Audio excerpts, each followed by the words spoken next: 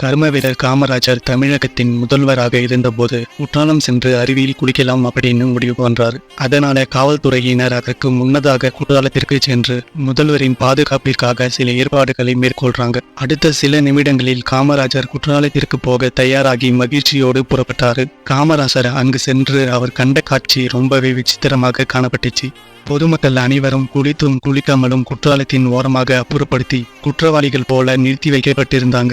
அதை பார்த்த காமராசருக்கு என்ன நடந்திருக்கும்னு புரிய வருது. உடனே காமராசர் அங்கு இருந்து காவலரை அழைத்து, இதுக்குத்தான் நீ எனக்கு முன்னாடி ஓடி வந்தாயா? இவங்களோடு நான் சேர்ந்து குளித்தால் உனக்கு என்ன அப்படின்னு சத்தம் போட்டுட்டு ஓரமாக ஒதுங்கி நின்று கொண்டிருந்த மக்களை பார்த்து, இப்படி எல்லாருமே ஒதுங்கி நின்று கொண்டால் எப்படி? வாங்க எல்லாருமே சேர்ந்து குளிக்கலாம் என்று அன்போடு அழைத்தாரு. பொதுமக்களும் அன்று மகிழ்ச்சியோடு முதல்வர் காமராசருடன் சேர்ந்து குளித்தாங்க. அதற்கு முன்பும் பின்பும் எந்த ஒரு முதல்வரும் பொதுமக்களுடன் சேர்ந்து குளித்தார்கள் என்ற வரலாறு இன்று வரையிலும் கிடையாது.